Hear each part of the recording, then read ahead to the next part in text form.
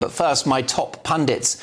Anarchist and senior lecturer Dr. Lisa Mackenzie, broadcasting legend Mike Reed, and the brilliant, exceptional policy guru, Mark Littlewood. Let me start with you, Mark. What do you think? I believe that the punishment beatings on Prince Harry have got to stop.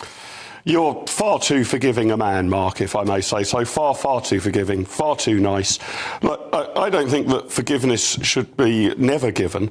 But has he done anything to seek forgiveness? Has he offered a full apology to his family, to his brother, to the king? Not at all.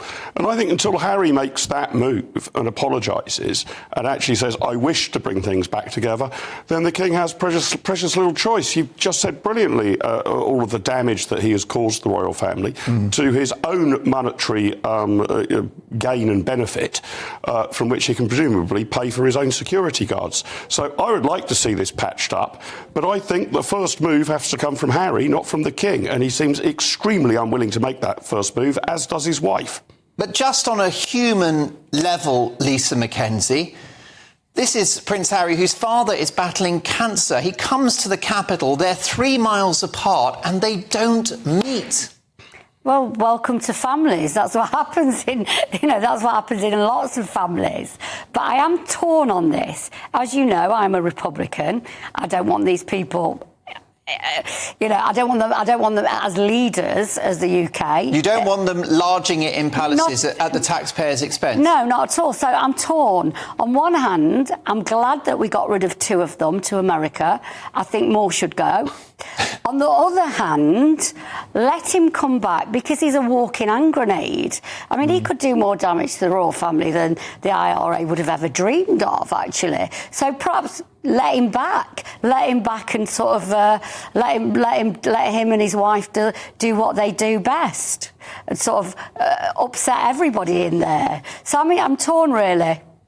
Yeah, I quite like your idea of shipping the minor royals off to the United States. They could probably just walk across the border in the south. But let me ask you what you think about this, Mike Reed, because I think blood is thicker than water. I think it's time for forgiveness, particularly given that a key family member, King Charles, is gravely unwell. Yeah, well, Lisa will be in the Tower by midnight. Clearly, he's a leading Republican, which is not a pub, by the way. Yeah, we talk about him as a pariah.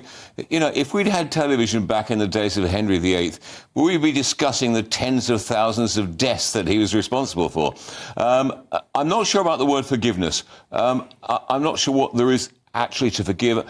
I think, like any family, they should sit down and have a conversation. Nothing to do with us, but William and Charles and Harry sit down and have a sensible conversation as adults. How do you come back? How do you fit in? What do you do? Yeah. Where are you going to work with the military again? Have a sensible conversation, not an instant, you're forgiven, come back, now what do you... Have a proper family conversation about it. Mike Reed, briefly, do you think King Charles was wrong not to meet his son this week? He was wrong for what, sorry? Not to meet his son this week. It's difficult to criticise someone else, say whether they were wrong or whether they were right. You have to make a decision. You have advisors. It's difficult for us. Big Mark Littlewood. I don't need advisors to meet my kids. If I was ill, they'll be visiting me. That's reasonable. That's your decision to take. I will be king one day, so watch out. well, no doubt you'll be. Don't worry, you'll be collecting the taxes. I'd like to see a civil war between the Walesers and the Sussexes. The point is this, isn't it? Harry shot first. If you want a ceasefire, he needs to be the one. Oh to my call goodness. It.